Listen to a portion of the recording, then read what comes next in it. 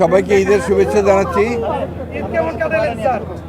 আশা করি আপনাদের সকলের আপনাদের পরিবারের সদস্যদেরকে নিয়ে আপনারা ভালোভাবেই ঈদুল ফিতর যে পালন করেছেন এবং তো আমি আশা করি যে আপনারা সবাই আপনাদের পরিবারের সদস্যদেরকে নিয়ে ঈদুল ফিতরের অত্যন্ত ভালোভাবে পালন করেছেন। আর আমি গতকাল ঢাকায় ঈদ করেছি, অত্যন্ত হেকটিক গেছে আমার। গতকাল নামাজ পড়ার পরে আমরা মাজার জিয়ারত করেছি আমাদের স্বাধীনতার ঘোষক দলের প্রতিষ্ঠাতা শহীদ প্রেসিডেন্ট জিয়াউর রহমানের।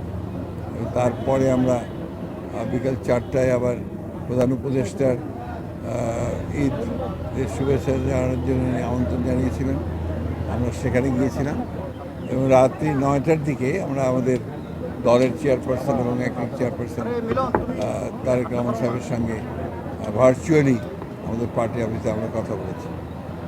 তো আমি যেহেতু আমার খুব ইচ্ছা ছিল এবার ঠাকুরায় ঈদ করতে পারিনি দেখে আমি একটু অসুস্থ অবস্থায় আমি আজকে এসেছি, কালকে আবার চলে যাব এবং আমার শরীর ভালো না, আপনারা সবাই জানেন।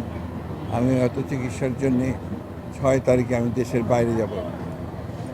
আপনারা এর মধ্যে দুইজন প্রশ্ন করেছেন, রাজনৈতিক প্রশ্নের উত্তর আমি সাধারণত আপনার ঢাকাতে দেই, এখানে দিলে আবার সেটা আপনাদের কনফিউশন তৈরি হয় অনেক সময়। এখন তো আপনার এই নতুন যে অন্তর্বর্তীকালীন সরকার, তারা তো জনগণের আমাদের সমর্থন নিয়েই তারা এসেছেন এবং একটা অভ্যুত্থান ছাত্র জনতার অভ্যুত্থানের মধ্য দিয়ে এই সরকার এসেছে। তারা দেশের কিছু রাষ্ট্র ব্যবস্থার পরিবর্তনের জন্য কিছু সংস্কার কর্মসূচির সামনে নিয়ে এসেছে, সংস্কার কমিশন তৈরি করেছে।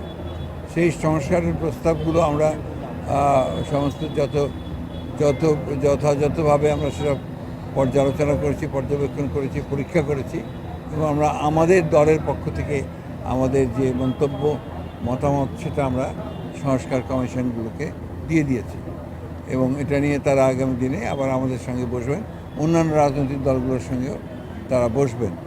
তো 6টা কমিশন হয়েছে, এই 6টা কমিশনে আমরা আমাদের মতামত দিয়েছি, এরপরে সেগুলো নিয়ে আলোচনা হবে এবং যেটা কথা আছে সেটা হচ্ছে যে যেগুলোতে কনসেনসাস হবে, মতের ঐক্য হবে, সেগুলো সামনে নিয়ে আপনার নির্বাচন হবে এবং সেই নির্বাচনের পরে আপনার তারা আগেই একটা আপনার চার্টার অফ রিফর্মস একটা তৈরি হবে, সেটাতেই আপনার রাজনৈতিক দলগুলো স্বাক্ষর করবে এবং যারা নির্বাচিত হবেন তারা সেই সংস্কারগুলোকে তারা ইমপ্লিমেন্ট করবেন।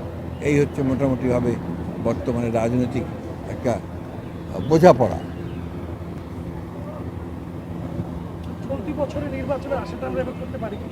আমরা তো করি, কারণ আমাদের প্রধান উপদেষ্টাই বলেছেন যে ডিসেম্বরের মধ্যে তিনি নির্বাচন করতে চান, সেই ধরনের আগ্রহ তার আছে।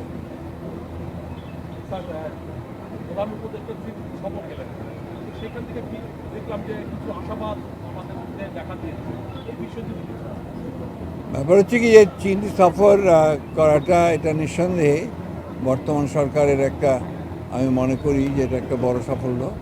কারণ ইতিপূর্বে আওয়ামী লীগ সরকারের আমলে একতরফাভাবে চীনের সঙ্গে একটা দলের সঙ্গে সম্পর্ক গড়ে উঠেছিল, কিন্তু এই সরকারের পরিবর্তনের সঙ্গে সঙ্গে চীন তার যে চিন্তাভাবনাগুলো পরিবর্তন করেছে, চীন এখন প্রায় সবগুলো রাজনৈতিক দলের সঙ্গেই কথাবার্তা বলছে। আর বিশেষ করে প্রধান উপদেষ্টা তো সরকার প্রধান মানে হচ্ছে বাংলাদেশের প্রতিনিধিত্ব তিনিই করেন। চীন যেহেতু অত্যন্ত একটি সমৃদ্ধশালী দেশ এবং ফাইন্যান্সের দিক থেকে চীন দ্বিতীয় পর্যায়ে আছে আপনার মার্কিন যুক্তরাষ্ট্রের পরেই, এবং বাংলাদেশের চীনের যে বিনিয়োগ সেটাও অনেক বেশি এবং চীন কমিটও করেছে যে তারা আগামী দিনগুলোতে এই উৎপাদনে এবং উন্নয়নে তারা বিনিয়োগ করবে। এটা নিঃসন্দেহে আমাদের জন্য আশাবাদের কথা। আর কিছু আছে? এগুলো ভাই আমরা বারবার করে উত্তর দিচ্ছি, তো আপনারা শুনছেন এটা, একবার না বহুবার দিলাম তো এটার উত্তর। ঈদ পরবর্তী আপনাদের মূল কর্মসূচিটা কি? আমরা তো রাজনৈতিক কর্মসূচি হবে আমাদের, আমরা এখনও তো রাজনৈতিক কর্মসূচি ঈদেও হয়েছে, পুরো আপনার ইফতারে আমাদের একেবারে ওয়ার্ড পর্যায়ে আমাদের আপনার ইফতার করেছি আমরা সেটা নির্বাচন না কর্মসূচি। সংস্কার? সংস্কার আর নির্বাচন তো আলাদা জিনিস না। সংস্কারের মতো চলবে, নির্বাচনের মতো চলবে। আমাদের রাজনৈতিক দল হিসেবে আমাদের কাজ হচ্ছে জনগণের সঙ্গে সম্পর্ক করা। আমরা কিন্তু 31 দফার উপরেও এই কাজগুলো করেছি সারা দেশে।